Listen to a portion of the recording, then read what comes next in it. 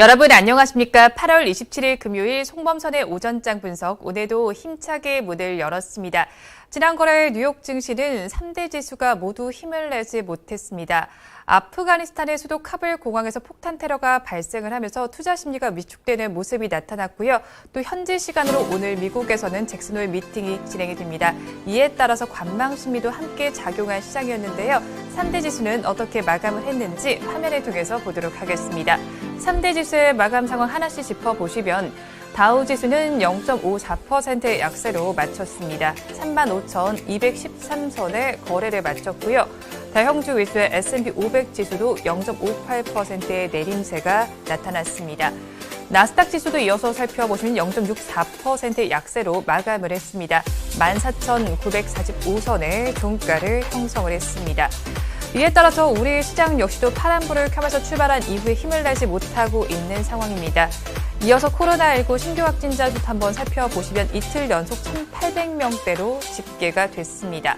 어제 기준으로 집계된 신규 확진자 수는 1,841명입니다. 백신 접종자 수가 늘어나고도 있지만 하지만 신규 확진자 수도 계속 늘어나고 있는 만큼 주말 사이에 사적 모임은 최대한 자제하시는 편이 좋을 것 같습니다. 이어서 우리 시장은 어떤 양상을 펼치고 있는지 보도록 하겠습니다. 우리 양대 시장 여전히 파란불을 켜고 있습니다. 코스피 시장이 조금 더 힘을 내지 못하는 장세가 펼쳐지고 있는데요. 우리 코스피 시장 0.54%의 내림세가 나타납니다.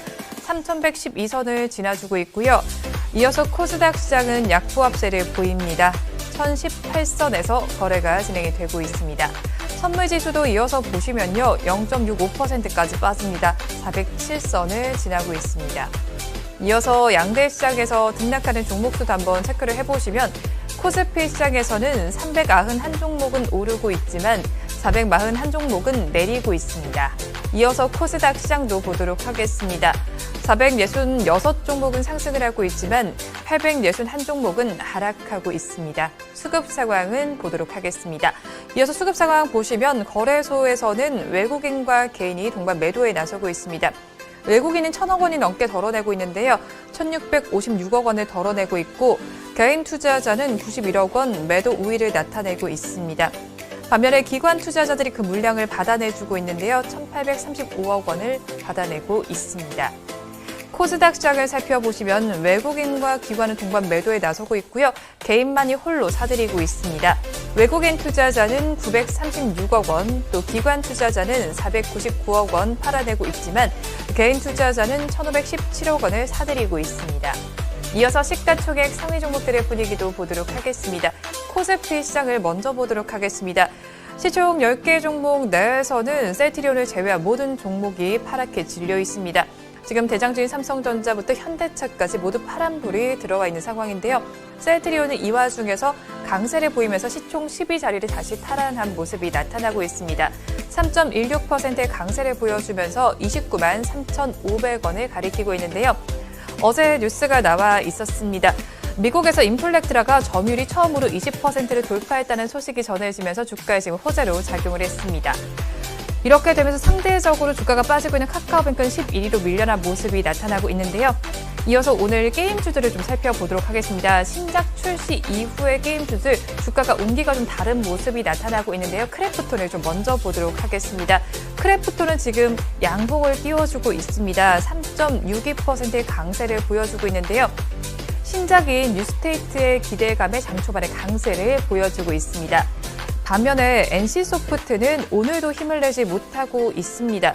신작인 블레이드 앤 소울2가 출시한 이후에 급락 양상이 펼쳐지고 있는데요. 2거래일 연속 52주 최저가를 기록을 하고 있습니다.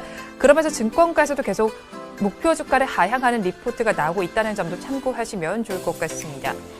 이어서 D&D 플랫폼 리츠도 보도록 하겠습니다. 오늘 코스피 시장에 상장을 했는데요. 시초가는 공모가인 5,000원보다 높은 5,390원에 형성이 됐는데 지금은 이제 공모가를 소폭 웃도는 모습 정도만 나타나고 있습니다. 주가는 2.23%가 빠지면서 5,280원, 70원 정도를 가리키고 있습니다. 이어서 코스닥 시장도 보도록 하겠습니다. 코스닥 시장 10개 종목 내에서는 그래도 혼조 양상이 펼쳐지고 있습니다.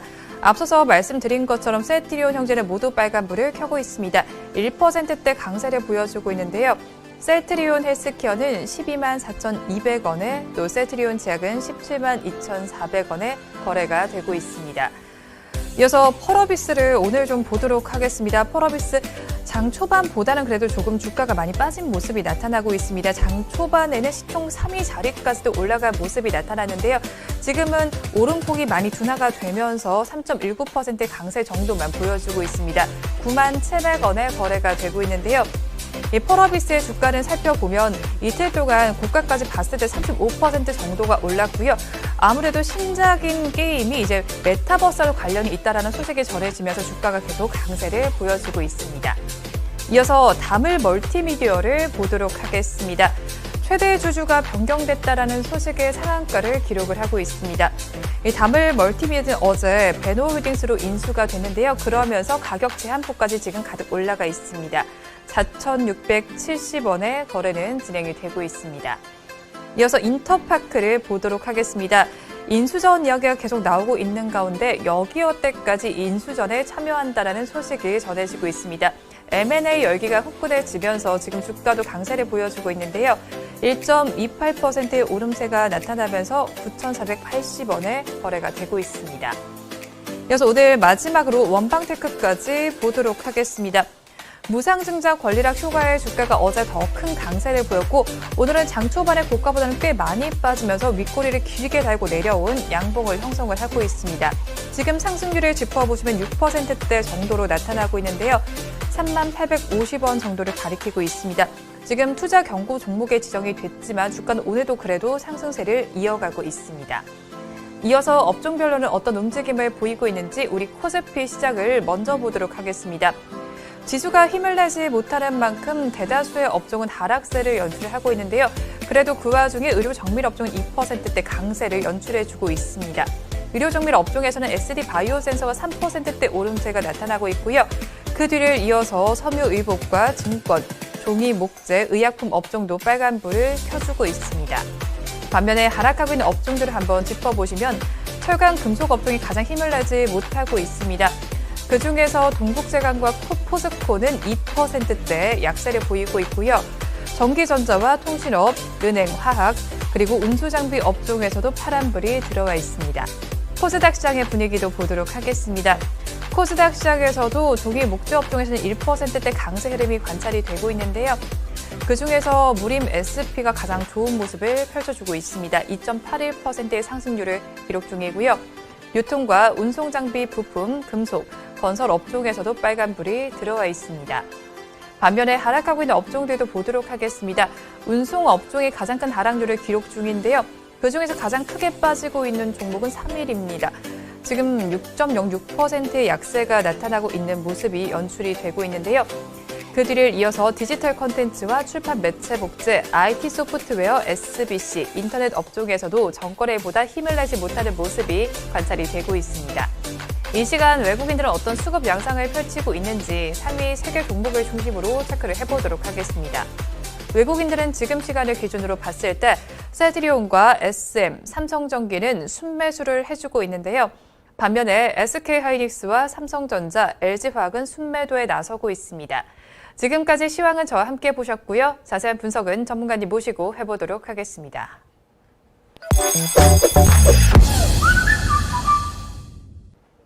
본 방송은 라이브 스트리밍을 통해서 진행되고 있습니다. 매주 월요일부터 금요일 오전 10시부터 함께 하실 수 있는데요. 유튜브에서 바른경제TV라고 검색하시면 시청하실 수 있습니다. 송범선의 오전장 분석 본격적으로 출발해 보도록 하겠습니다. 오늘도 저희 방송 보시면서 궁금하신 종목들은 댓글로 남겨주시고요. 댓글을 주실 때는 매수가와 비중까지 남겨주시면 저희가 조금 더 꼼꼼하게 분석해 드리도록 하겠습니다. 그러면 오늘도 오전장에 분석해 주실 송범선 수석 전문가님 모셔보도록 하겠습니다. 전문가님 안녕하세요. 안녕하세요. 네, 전문가님 주말을 앞두고 있습니다. 주말에 뭐 하실 거예요?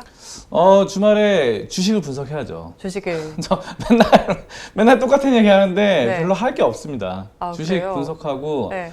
뭐 토요일은 이제 금요일 날 미국 시장 끝나고 유럽 시장 끝나고 아침에 미국과 유럽을 또 분석하고 네. 또 일요일은 한 주간에 네. 주식을 어떻게 대응할 것인가 또 이렇게 한 주간의 스케줄 분석하고 네. 이런 겁니다. 네. 진짜 열심히 방송 준비를 네. 하신다라고 말씀해 주셨는데 저도 아마 주말 동안에 쉬면서 이제 주식시장을 한번 돌아보고 이런 시간을 가지면 좋을 것 같은데요. 여러분들께서는 어떻게 보내실지 댓글로도 좀 남겨주시면 좋을 것 같습니다.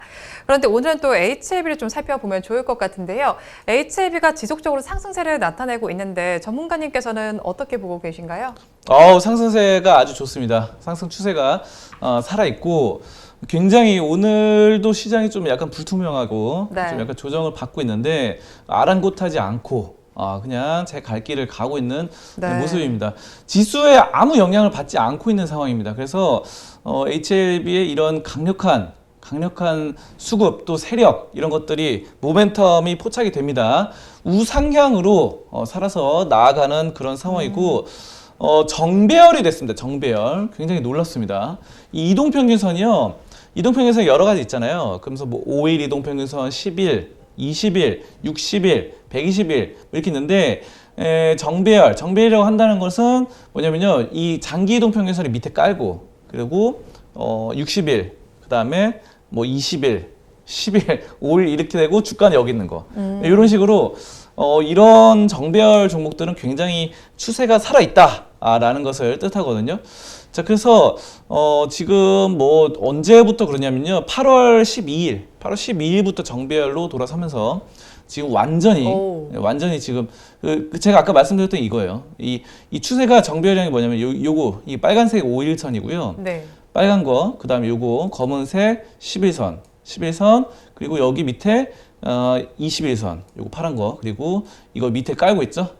분홍색 이거 밑에 요게 이제 61선, 121선 이거 비슷하게 겹쳐져서 잘 안 보이는데, 그러니까 요게 이제 이런 걸 정배열이라고 합니다. 이동평균선이 나란히 이렇게 올라가는데 주가는 여기 위에 있고, 이런 것들이 추세가 아주 좋기 때문에 여러분이 이럴 때는 물론 뭐 너무 계속 비중을 가져가시는 게 부담스러울 수 있어요. 그렇기 때문에 약간씩 비중을 조정하는 건 괜찮습니다. 약간씩 하는 건 괜찮은데 나머지 잔량 추세는 끝까지 정배열이 역배열이 될 때까지 그리고 꼭 역배열 되기 전이라도 한 20일 이동평균선을 기준으로 보면 좋을 것 같아요. 20일 이동평균선에서 밑으로 내리 꽂힐 때까지는 잔량 나머지 물량을 계속 한번 보유해서 가져가 보자 이렇게 보고 있습니다. 네, 차트를 통해서 주가 추이를 살펴봤는데 그럼 수급 상황도 한번 짚어주시면 좋을 것 같거든요.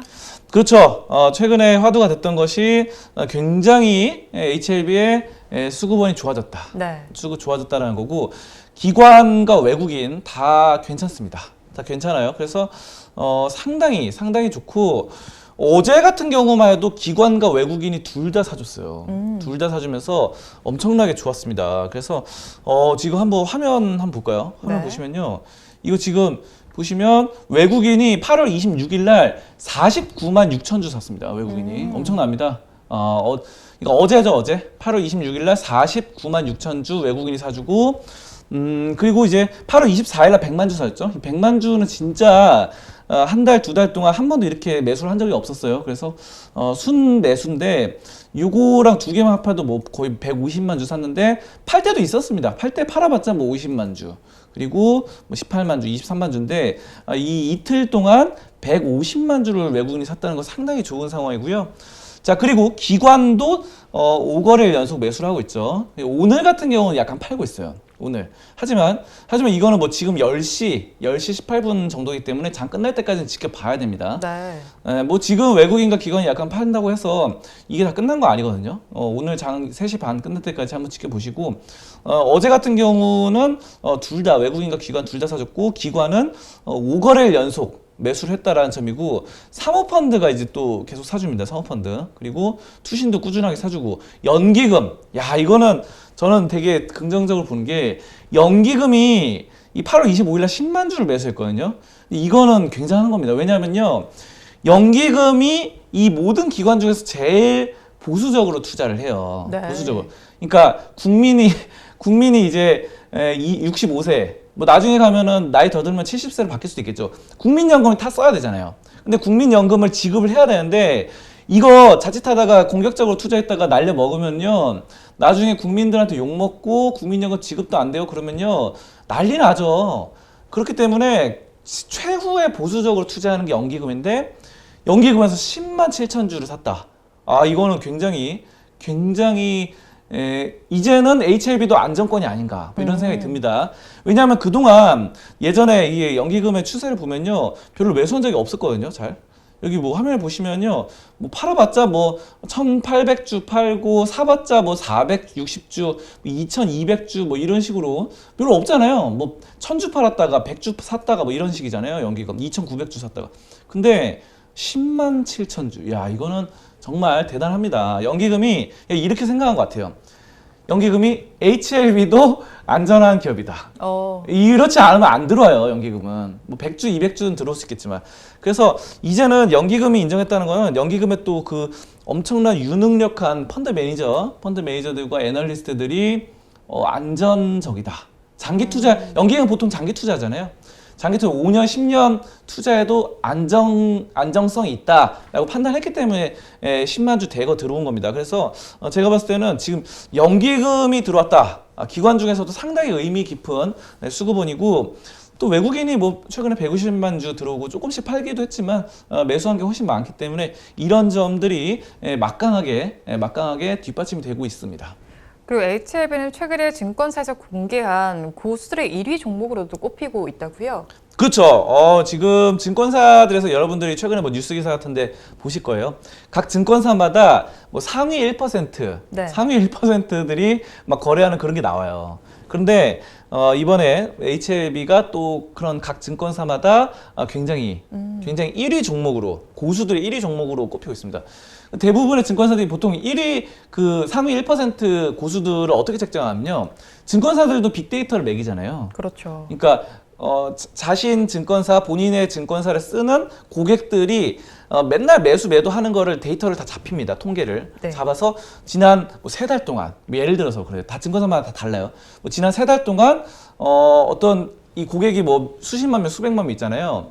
수십만 명, 수백만 명에 대해서 매매 패턴을 봐요. 그리고 그 중에서 수익이 높았던 게 나오죠. 어떤 고객은 지난 3달 동안 굉장히 수익이 높았다. 그럼 굉장히 수익이 높았던 상위 1% 집계가 되잖아요. 그 분들이 최근에 뭘 매수를 했느냐. 이걸로 이제 거의 매기는 겁니다. 자, 그래서 그런 것들인데 최근에 이제 미래에셋 증권에서는요. 여기서 이제 나온 게 HLB가 그 상위 1% 고수들이 잡았던 거 1위가 상위 1% 1위 초고수들이 했던 것이 바로 HLB로 나타났어요. 야, 굉장합니다. 근데 이거는 맨날 바뀌어요, 사실. 맨날 바뀌는데 25일 기준입니다. 25일 기준. 그래서 그때 이제 저는 25일 기준이 상당히 좀 의미가 깊다고 생각하는 게 방금 전에 미래에셋의 상위 1%가 25일 날 1인데 25일 날 바로 연기금도 10만 7천 주를 샀어요. 제가 아까 전에 말씀드렸던 연기금도 대량 들어오면서 상위 미래에셋의 상위 1% 개인 투자자들 고수도 한꺼번에 같이 들어왔다. 어떻게 보면 이런 것도 이제 쌍끌이 매수로 해석도 될 수 있을 것 같습니다. 연기금과 상위 1% 고수. 이래서 지금 2위가 삼성전자입니다. 2위가. 그래서 이 상위 고수들이 이 소프잭 주사기 화진메디컬 HLB의 자회사 화진메디컬이 만드는 주사기 소프잭을 상당히 그 FDA 승인 받았던 이 호재 그리고 뭐 리보세라닙이라던가 항암제 여러 항암제들 같이 그밖에 화진메디컬만 있는 게 아니죠. 뭐 엘레바라던가 여러 가지들을 다 따져서 들어왔다라는 겁니다. 그래서 여러분들이 이 고수가 되려면요 고수의 이런 수급원들 포착할 필요도 있는 것 같아요. 그래서 제가 봤을 때 이렇다고 보시고 지금 뭐 미래에셋뿐만 아니라 다른 많은 증권사들도 한번 보세요. 여러분들 보시면요. HLB가 1위로 잡힌 것들이 굉장히 최근에 많아졌습니다. 저도 느껴요. 저도 한 증권사 몇 개를 이렇게 계속 관찰을 하거든요. 근데 그렇게 나오고 있습니다. 그래서 여러분들이 이건 매일매일 바뀌는 거니까 한번 그렇게 보시면 되겠습니다. 그럼 HLB의 추세 상황은 어떻게 보고 계신가요? 추세 상방으로 아주 좋습니다. 이 우상향 되어 있으니까 상당히 좋고 오늘 같은 경우는 뭐 이제 윗꼬리 양봉이 나타나면서 약간은 좀 조정받고 있어요. 현재 상황에서는. 그래서 오늘 장중 고가에 7.5%까지 상승을 했다가 지금 뭐 윗꼬리 양봉이 됐는데 아직까지 뭐 겁먹을 단계는 아닙니다. 겁먹을 단계는 아니고 지금 뭐 윗꼬리 양봉이 나타나서 약간은 약간 단기적으로 봤을 때는 위험성이 포착된다 이렇게 볼 수 있겠지만 이 추세가 아직 꺾인 거 아니에요. 꺾인 거 아니고 이게 이제 이렇게 완전히 이동평균선 정배열이잖아요. 정배열이 이렇게 한 두세 개가 역배열로 전환될 때 그때 이제 매도를 고려하심이 좋다고 생각합니다. 그래서 근데 이제 약간은 그 비중을 줄일 필요는 있어요, 사실. 이게 많이 올랐기 때문에. 그러니까 약간 비중 줄이자는 게 제가 무슨 말이냐면요. HLB를 총 샀던 금액, 만약에 HLB를 뭐 500만 원 샀다. 그 중에서 한 뭐 50만 원 정도 이렇게 줄여 나가는 요런 전략. 분할 매도죠, 분할 매도. 분할 매수, 분할 매도. 요거 하면요, HLB 이런 거 수익을 내실 수 있었을 거예요. 계속해서 분할 매수를 하면 평균 단가가 낮아지니까. 팔 때도 마찬가지입니다. 팔 때도 조금씩 팔고 나머지 잔량은 다 팔지 마시고 나머지 잔량의 추세가 확 꺾일 때 그때 팔면 됩니다. 그래서 HLB 아직까지 상승 추세가 살아 있으니까 20일 이동평균선 기준으로 해서 여러분들이 그 밑으로 데드크로스 나올 때까지는 정말 인내심을 한번 가져보자. 한번 이렇게 말씀을 드리도록 하겠습니다. 네, HLB 요즘 주가 추이가 좋습니다. 지금은 가격을 봤을 때 0.38%의 상승률을 기록하면서 53,200원에 거래가 되고 있는데 어떤 추세인지 그리고 앞으로 어떻게 대응하면 좋을지도 알려드렸으니까요. 한번 참고해서 투자 전략 세워보시면 좋을 것 같습니다. 이어서 다음 주제는 화면으로 보겠습니다. 이번 주제를 보도록 하겠습니다. 어제 금융통화위원회에서는 결국 기준금리를 연 0.25%포인트 올린 0.75%로 결정을 했습니다. 2년 9개월 만에 금리를 인상을 했는데요. 이렇게 되면서 시장에도 변동성이 나타났죠. 네, 그렇죠. 어제 같은 경우는 시장이 좋았다가 네. 사실 아침에 좀 좋았었어요.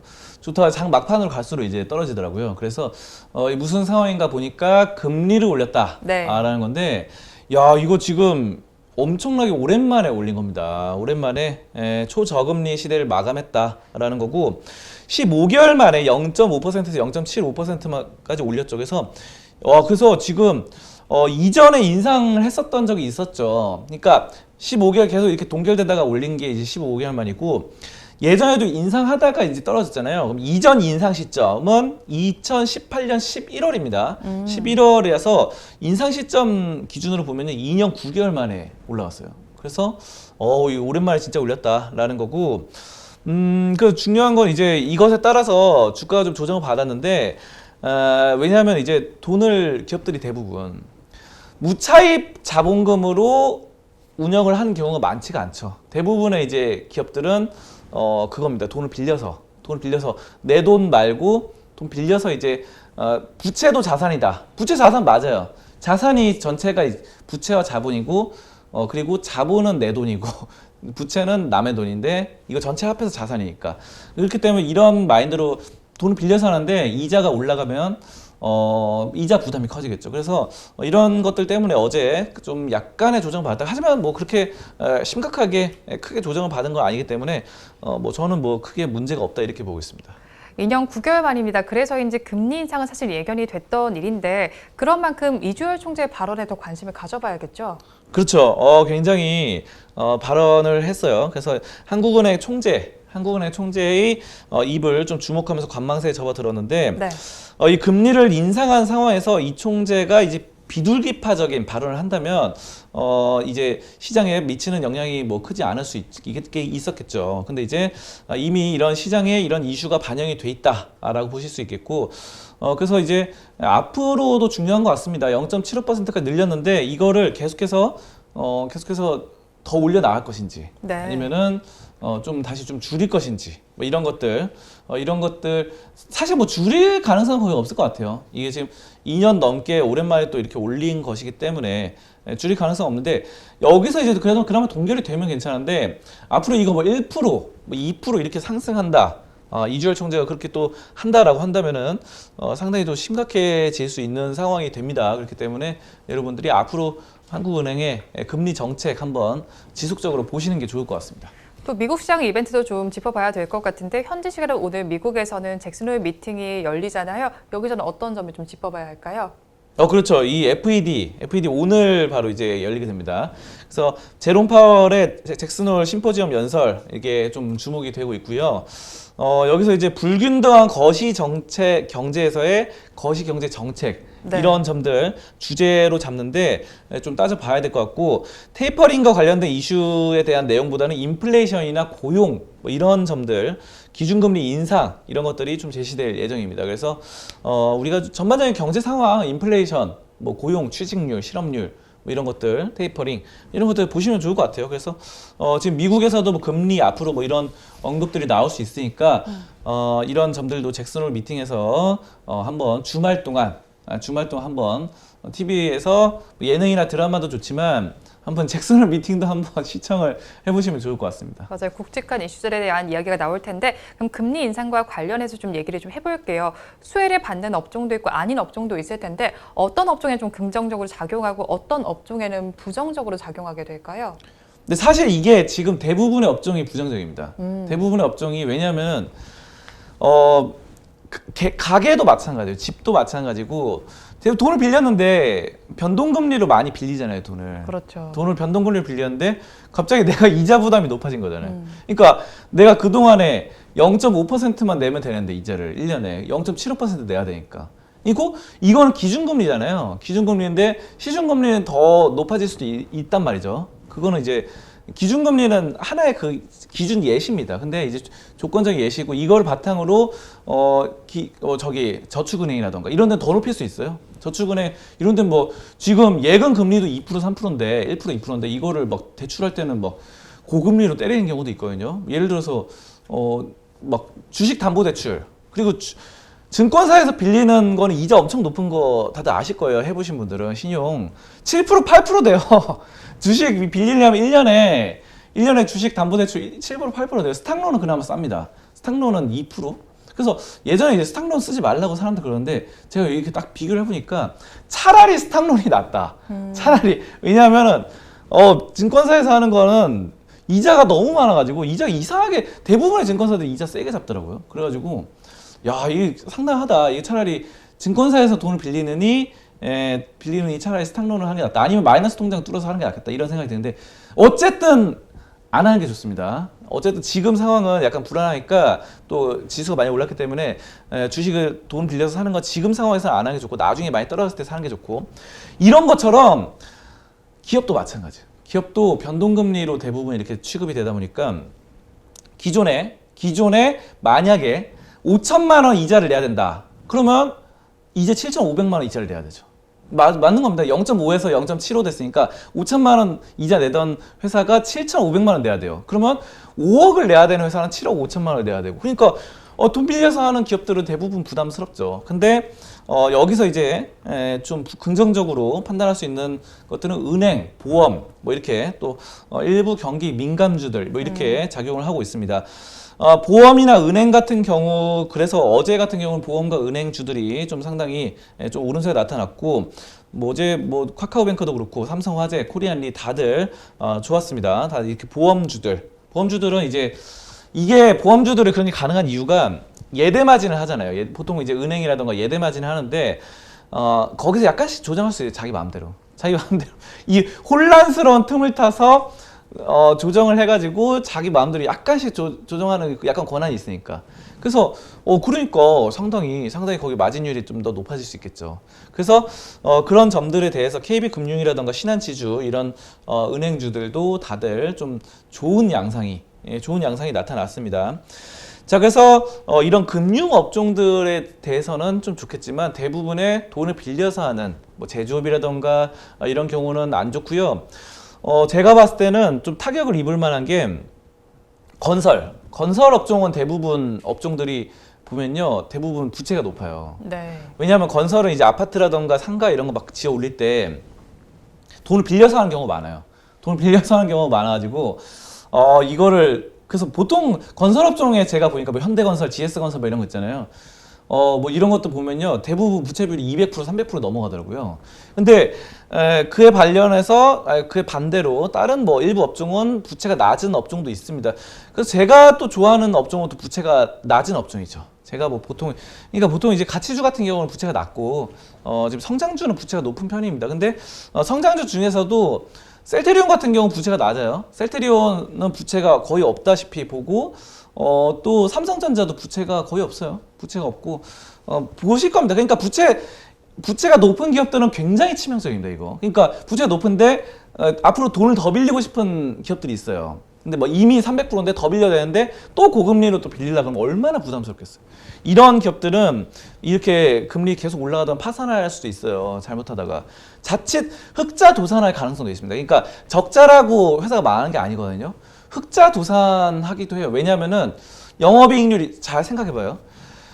매출이 100억이에요. 매출이 100억이고 영업이익도 한 70억씩 플러스 흑자가 나와요. 근데 내가 이자를 갚아야 되는 게 150억이에요. 다 부채가 빌려야 돼. 그러면 나는 영업이익 70억씩 나는데 뭐 순이익은 한 50억밖에 안 남아요. 근데 뭐 순이익은 만약에 30억 남는다 칩시다. 30억 남고 분명히 재무제표에서는 흑자인데 이제 의자가 150억이니까 그러면 망하는 거죠. 이 흑자 도산. 그래서 이제 부채를 보는 겁니다. 이게 멀쩡하게 내가 봤을 때는 회사 잘 돌아가고 물건도 잘 팔리는데 갑자기 망하는 경우가 있거든요. 자, 그래서 여러분들이 이 회계를 알아야 돼요. 회계는 기업의 언어입니다. 우리나라 사람들이 한국어를 쓰고 미국인이 미국어를 쓰고 중국인이 중국어를 쓰듯이 재무제표, 바로 투자자는 회계어를 알아야 돼요. 회계. 이게 바로 기업 투자자의 언어이기 때문에 이거를 회계나 재무제표를 모른다고 한다면요. 내 분명히 뉴스에서는 이거 엄청 잘 팔린대요. 흑자다. 실적이 막 전년 대비 뭐 몇 퍼센트 올랐다. 100% 올랐다. 이러는데 갑자기 도산, 파산, 막 갑자기 상장 폐지 이런 경우 뜨는 경우도 있거든요. 진짜 가끔 보면. 그건 부채가 많아서 그래요. 그래서 여러분이 근데 뉴스 기사라는 게 막 실적 올라간 거 이런 거는 이제 발표를 잘 하는데 부채 이런 건 잘 말하는 경우가 기자들이 그런 거를 잘 안 쓰는 경우가 있거든요. 그래서 여러분들이 꼼꼼하게 직접 체크를 해봐야 돼요. 공시라던가 아니면은 재무제표 보고 부채나 아니면 유보금이 있는지, 그리고 바로바로 돈을 갚을 수 있는 유동부채 같은 경우는 1년 안에 갚을 수 있는 부채입니다. 그래서 내가 만약에 부동산이라던가 이런 땅이라던가 이런 게 토지라던가 아니면 이런 것들이 있으면요.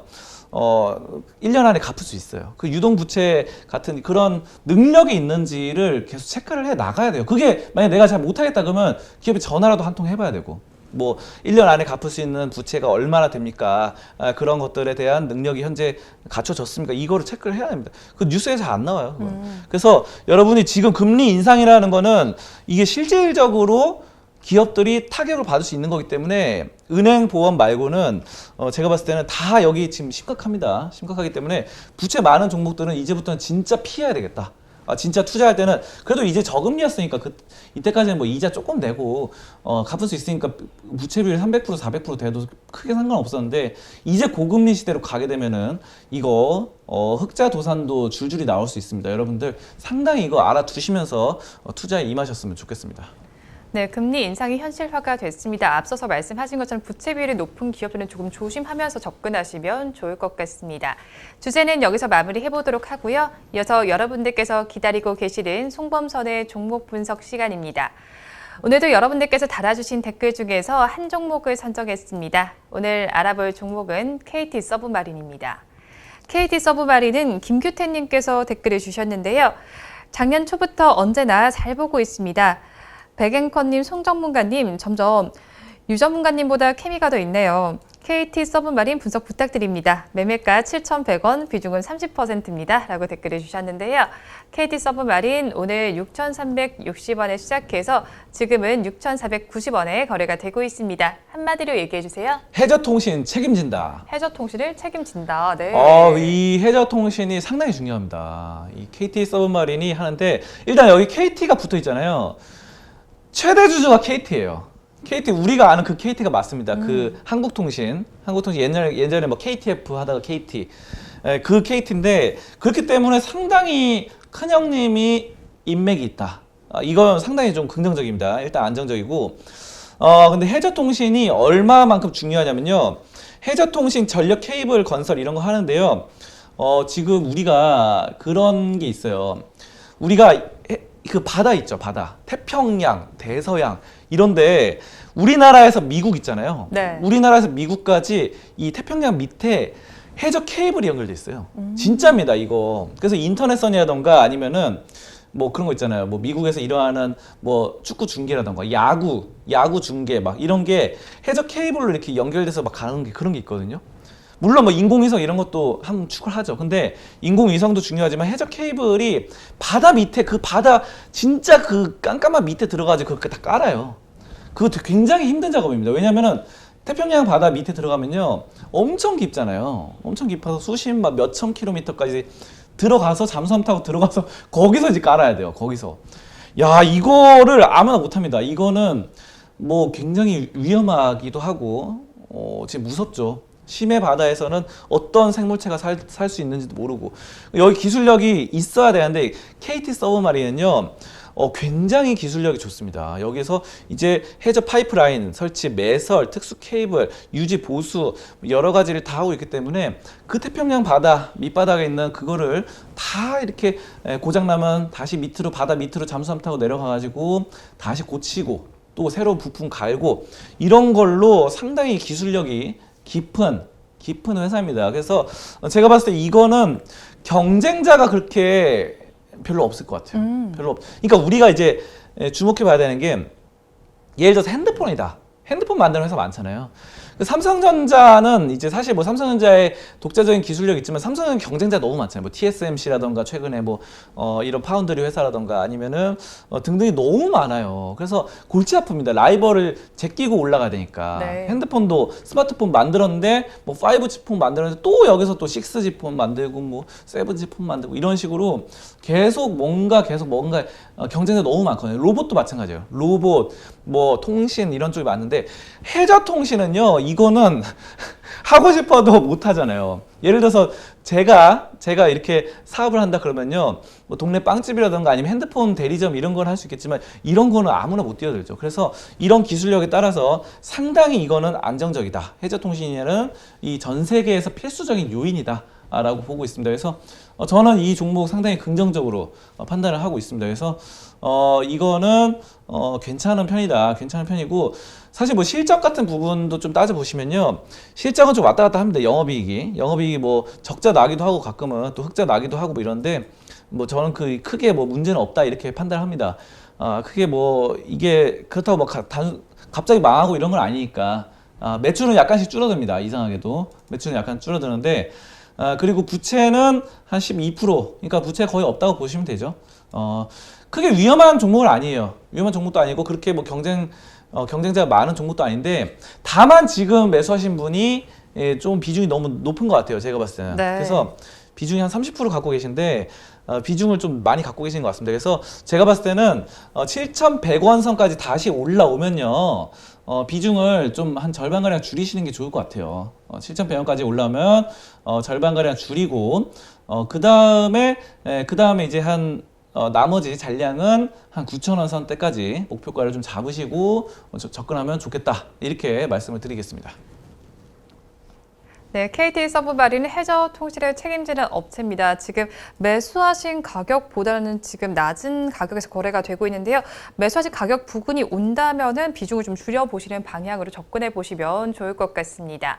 종목 분석은 여기서 마무리해 보도록 하고요. 이어서 전문가님의 관심 종목을 체크해보는 송범선의 시선 시간입니다. 오늘 전문가님의 레이더방에는 어떤 종목이 걸려 있었을까요? 전문가님 오늘은 어떤 종목 가지고 오셨나요? 네, 오늘은 외국인이 사들이는 SK 하이닉스입니다. SK 하이닉스. 네. SK 하이닉스가 좀 많이 떨어졌죠. 그렇죠. 최근에 약간 반등이 나오는 척 하더니 또 다시 조정세가 나옵니다. 그래서 10만 원 선 언저리에 지금 머물러 있습니다. 자, 그런데 SK하이닉스 저는 상당히 좀 좋게 판단을 합니다. 최근에 원달러 환율이 좀 올라간다는 점도 뭐냐면요. 올라간다는 것도 이제 수출을 하는 SK하이닉스 측에서는 상당히 긍정적인 영향이고요.